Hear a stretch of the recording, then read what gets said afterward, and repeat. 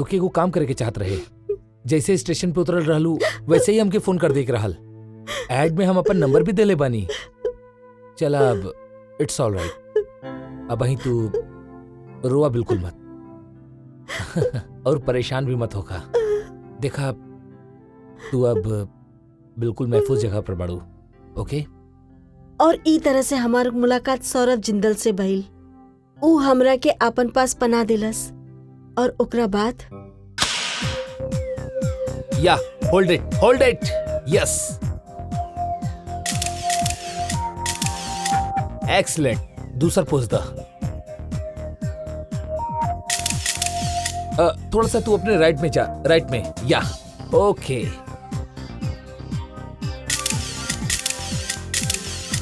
Very good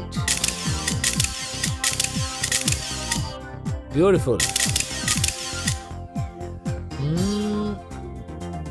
कुछ जमत नहीं है, कुछ मामला जमत नहीं है। आई थिंक दिस उतार दा। Saurabh it's all right. इनमें तू और हॉट लगबू, बिलीव मी। Let's go. अरे व्हाट्स योर प्रॉब्लम यार? आखिर का दिक्कत बा? एके उतारा, सच कहा था नहीं, बहुत हॉट लगबू। चला निकाला, जल्दी करा। It's all right, perfect. या hold it. Very good.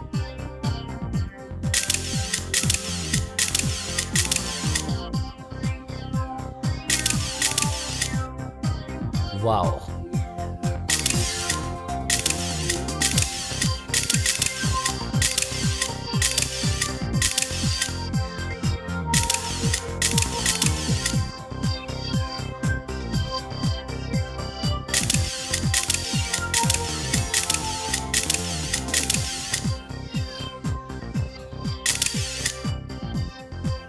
Wow, what a beauty.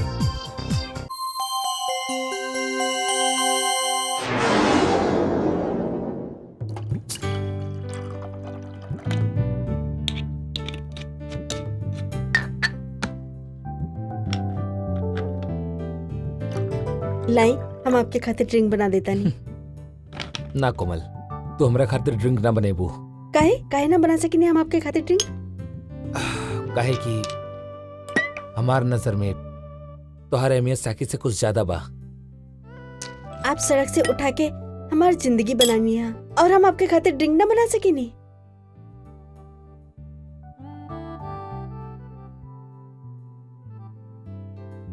जो नशा ये आंख में बा वही जाम में कहा, और हम ही नशा तो हर आंख से पियल चाहता नहीं।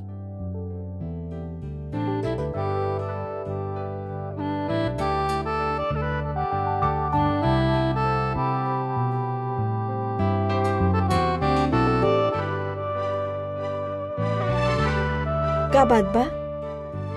एक मिनट ऐसे रहिया।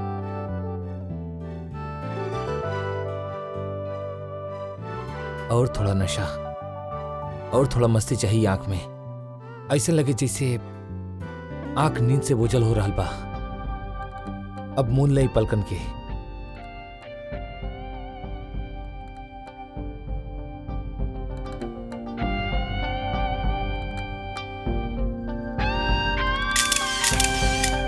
अजंता, ई उहे आंख बा जी सौरभ एगो कैलेंडर कंपनी के बेचले रहल। ई उहे आंख बा जिनकर गहराई में डूबे की जिद करत रहे सौरभ। लेकिन अजंता, ई आंख, इहे नशीला मदमस्त आंख हमार मुसीबत के कारण बन गई। जे लोग सौरभ से हमार आंख खरीद ले रहे, उहे लोग सौरभ से हमार चेहरा भी खरीदे चाहत रहे।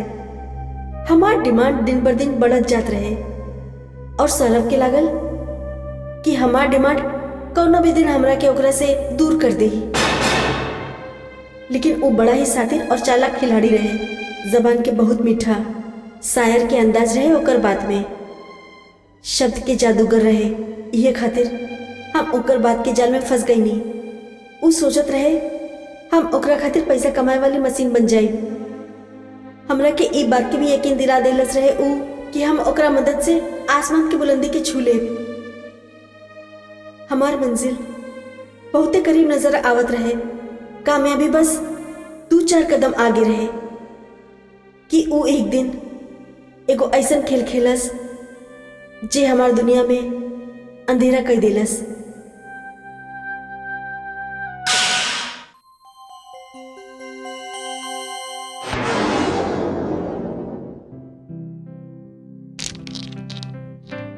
कोमल, तो क्या अपन शानदार कामयाबी और शोहरत मुबारक होके। थैंक यू वेरी मच। होके के तो ही चाहत रहे कि हम तो के शानदार मौका पे एक बहुत बड़ पार्टी देती, लेकिन ओकर बिल्कुल उल्टा हो गई। आज हम तो हर गेस्ट बानी और तू हमार होस्ट। हम कुछ समझनी ना। भाई कमरा तो हर नाम पे बुखा। हम तो मेहमान के हैसियत से अलबानी है जा, और मेहमान के खातिर करब मेजबान के हक बा। सौरभ, तोहार सबसे बड़ा खूबी तो ई बा कि तू हर चीज के बड़ा ड्रामेटिक बना देला। हमरा के तो कबो कबो तोरे से डर लागेला। डर? और हमरा से? हाँ, ई तोहार स्टाइल, तोहार मीठापन, शायर वाला ई तोहार अंदाज, इससे तो कोनो भी लड़की गलतफहमी के शिकार हो सकेली। तो की गलतफहमी भइल? हमरा खातिर तो तू सब कुछ बा। हमार दोस्त, हमार सरपरस्त, हमार गाइड। हम एगो कच्चा मिट्टी की तरह रानी, और तू एगो मूर्तिकार बाड़ा जे ई मिट्टी के तराश की मूर्ति बना देलस। तू हमरा खातिर मेहमान ना भगवान बाड़ा। एक मिनट।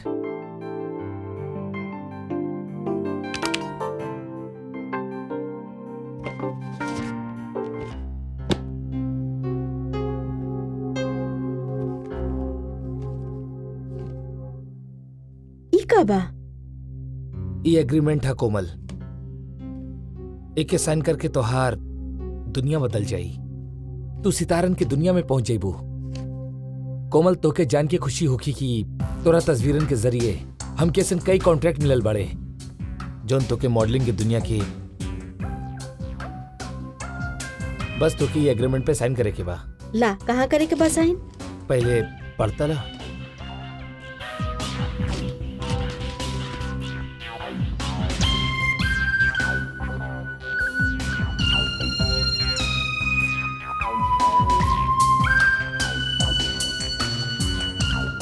तू सच कहा तारा सौरभ, अब तो हम सचमुच मॉडलिंग की दुनिया के मलका बन जाए।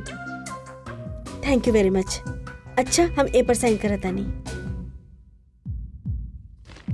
एक मिनट कोमल, दुनिया में हर चीज पाए के खातिर एगो कीमत चुका के पड़ेला। ओ एग्रीमेंट पे भी साइन करे खातिर तो के एगो छोटा सा कीमत चुकावे के पड़ी। कीमत? ऊ का? कोमल, आज हम तोरा हुस्न के बेनकाब दिखल चाहता नहीं।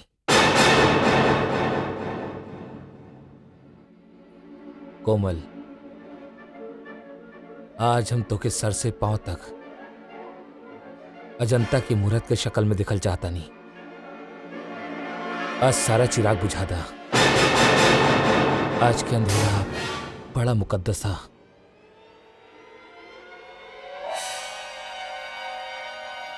सौरभ, ई कैसन शौक दिले बा तू हमरा के?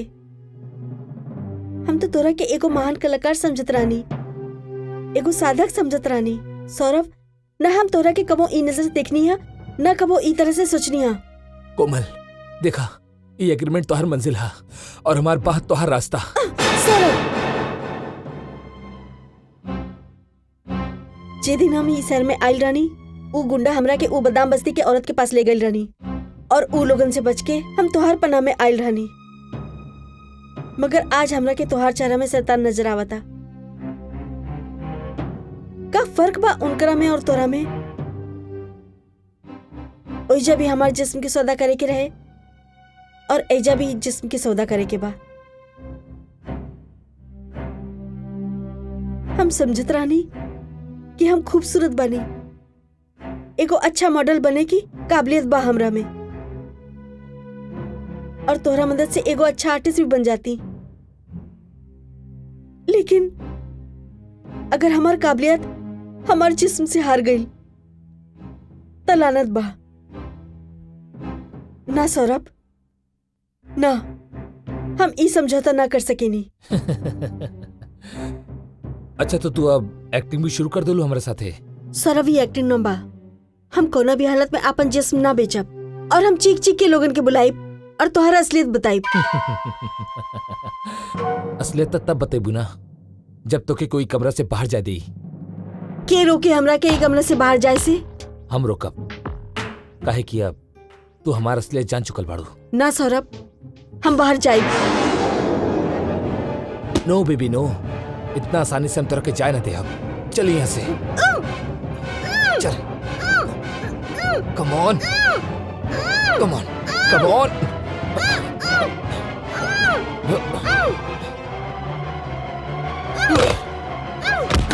Come on.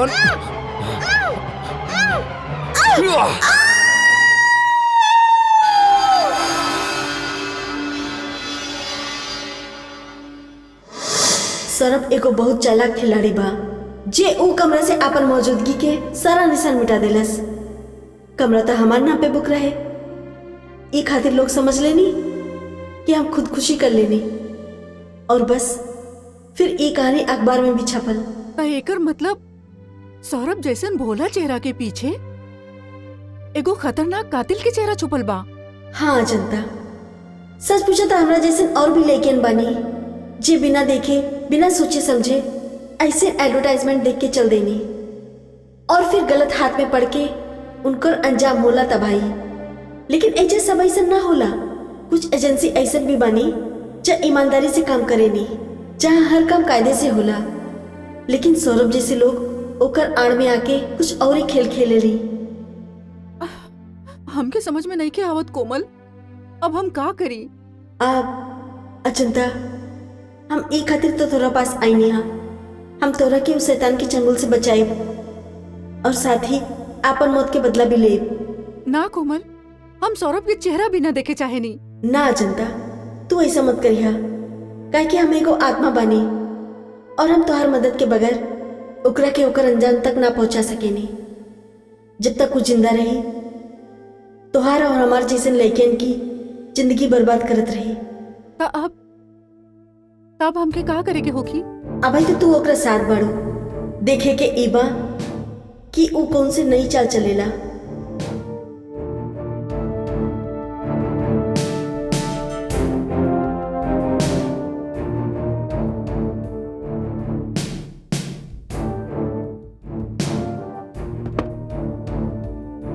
हाय सौरभ।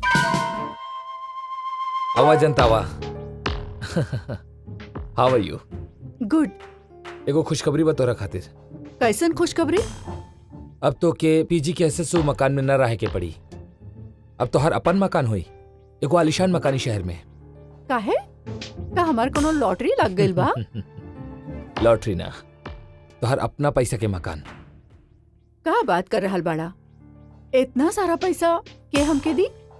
पैसा पैसा वो लोग दी हैं जौनी खूबसूरत शक्ल के इस्तेमाल करी हैं अपन प्रोडक्ट पब्लिसिटी खातिर। का? हाँ, हम एजेंसी से बात कर ले बानी। अब वो दिन दूर नहीं के जब तोहर तकदीर के सितारा बुलंदी के छुई। कब आई वो वक्त? कल तोहर तकदीर के फैसला होगी। हम तुझे कॉल करब। सौरभ, तू हमरा खातिर इतना कुछ कहला, थैंक यू सो मच। और कितना करबा? अब वहीं तक हम का कहनी, जो कुछ भी करब वो कल करब।